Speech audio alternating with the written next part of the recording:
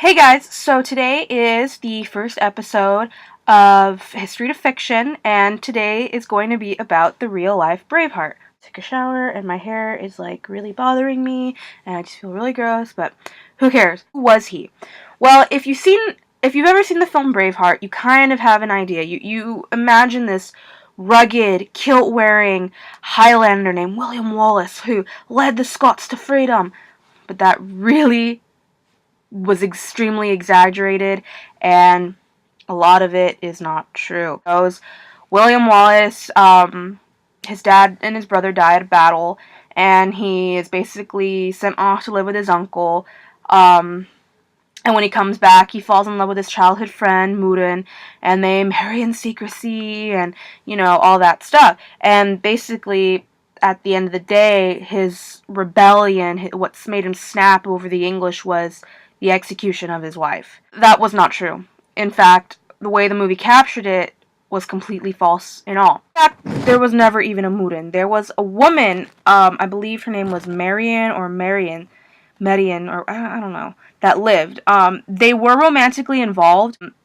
The reason she was killed was because she was hiding him and his men from the English. Now, Wallace was actually a well-educated commoner. He was extremely intelligent, but what led him and his men into a rebellion was their refusal, specifically his refusal, to sign the Ragman Rolls. And if you don't know what the Ragman Rolls are, you can Google them. I'll put a link at the bottom so you guys can check that out. But just kind of a Ragman Roll was basically connected to the King of England. And Wallace didn't want to be connected to the King of England because he's not English, he's Scottish, and that's a mess. Anyway, because of this, if you didn't sign the Ragman Rolls, you were automatically outlawed. Naturally, he was outlawed, and he was being hidden, and that's why Marion died. I'm going to call her Marion. Then, basically, from there is when all the films like battles and arguments and problems start. Another inaccuracy is the Battle of Stirling Bridge. Now, in the movie, it's basically like this, standoff between the English and the Scots, and William gives his, "But they may take our lives, but they'll never take our freedom" speech, and, basically they are on a field, and there's horses, and it's just a bloody mess. The real Battle of Stirling Bridge literally took place on a bridge. Like, there's a bridge, a Stirling Bridge. Well, it's not really a Stirling Bridge, but you get the point. Geographically, there's a Stirling Bridge. And instead of facing each other off, the Scots circled around the English and kind of enclosed them. So that was very, very, very wrong. Another inaccuracy, which I think is kind of gross, is the affair Wallace has with Princess Isabella. That would have been highly impossible because when he died, she wasn't even a teenager when he died. It's just wrong. It's just all very, very, very wrong. Now, she really did marry the Prince of Wales, and he really kind of was a homosexual. But that was all very, very wrong. It was just all wrong. There was never an affair between him and a princess. The only affair there was between him and Marion. And, that's it.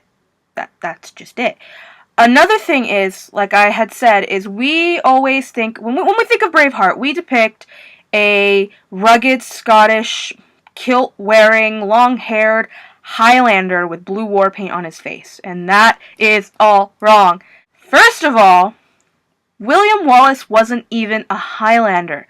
If you go research the Wallace clan, they were lowlanders. And if you know enough about Scottish geography, and you know enough about, if you, pay attention to the film, where they are, where they're talking in the captions, Stirling, Edinburgh, all in the lowlands. In fact, the English wouldn't even go into the Highlands because it was theoried and believed that they were batshit crazy. And they were, but that's not the point here. The point is, Wallace was a lowlander. Another thing is about the kilt. The kilt wasn't even introduced to the Scottish and the Irish until the 16th century. That's 200 years after his death. So it kind of would have been impossible for him to wear a kilt. In fact, he wore what the English wore, which were pants. And, pants have just been lifesavers forever. I mean, tartan didn't even come till later after the kilt, so everything about that was just wrong. It was just wrong. Now, another inaccuracy, and I hate to say it because it's kind of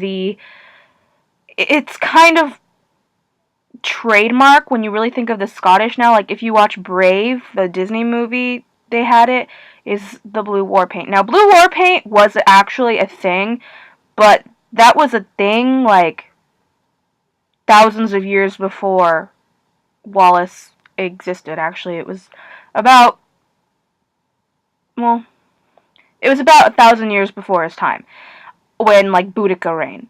And if you want to know who Boudica is, Google it. I'll do a lesson about Boudica another time. But that's not the point. The point is, by the time Wallace was alive, the blue war paint had been long retired. He also didn't have long hair, and he was not clean shaven. He had short curly hair, as depicted in a lot of paintings and sculptures, and he had a beard. He was not clean shaven. The only thing that was historically accurate in the whole entire film was the death of William Wallace. If you've seen the film, he's basically hung to the brink of death where he's still conscious, thrown to the ground, put on a peg, cut open, shown his organs, they set those organs on fire, and they cut his head off. That actually happened. That is called being hanged and quartered.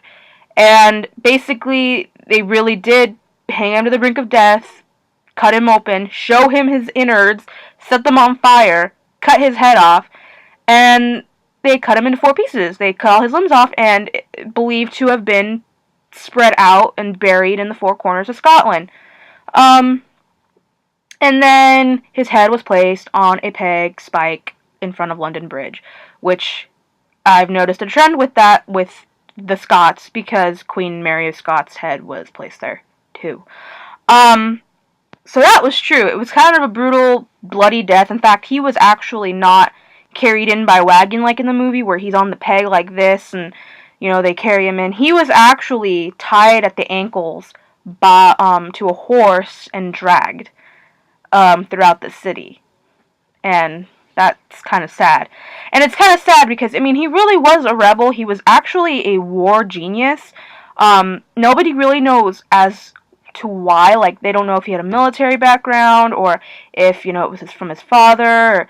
No one really knows, but he was basically the man behind everything that happened during the rebellion.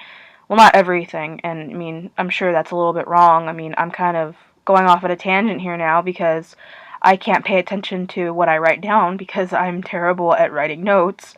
But basically, the movie and the real life story are way off. So basically, let me just break it down. Wallace there was never a Moudon. He never got married in secrecy. He never wore a kilt. He never wore blue face paint. He was not a Highlander. He was a Lowlander. The Wallaces are Lowlanders. It's very bothersome for me. He didn't have long hair. He was not clean shaven. Stirling Bridge really happened basically on a bridge, not on a field. He never had an affair with the Princess of Wales, who, by the way, the Princess of Wales was basically her own historical figure in a kind of cool way. So, if you Google it, I'm sure you'll find it. She was pretty badass. Badass French woman. She was badass. And the only thing that was really true was how he died. And that wasn't even depicted completely right, because he was dragged by horse throughout the town. That's just lovely. The English were so mean. They were just so brutal. So yeah, that's basically all. Like, William Wallace, he really was a brave heart. Like, he really lived, he really existed, he really led the Scots against the English. He was troublesome, he was a rebel. But he was not the movie's version of him. He wasn't a batshit crazy Highlander. The Highlanders are crazy people. I mean, the English wouldn't touch them. Like, it's all wrong. It's all wrong.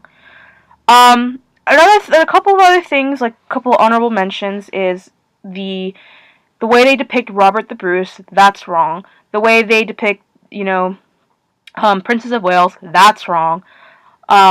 Just a lot of, and there are a couple of people that they don't even mention that really existed that were kind of important. So I mean, I'll talk about that another time. This was just kind of like my first go at this. So sorry for the stammering and the blah blah blah and all that crap. I hope you guys watch and subscribe and further on as I improve on these videos and I don't have wet hair and yeah. So subscribe and like and whatever, share and learn. So basically, at the end of the day, the deal is don't write a paper around the movie Braveheart. Your teacher's gonna look at you like you're stupid and know that you saw the movie. If you're gonna write a paper, look up the facts, and these are the facts. So, thanks Hollywood for ruining that for us. And good night.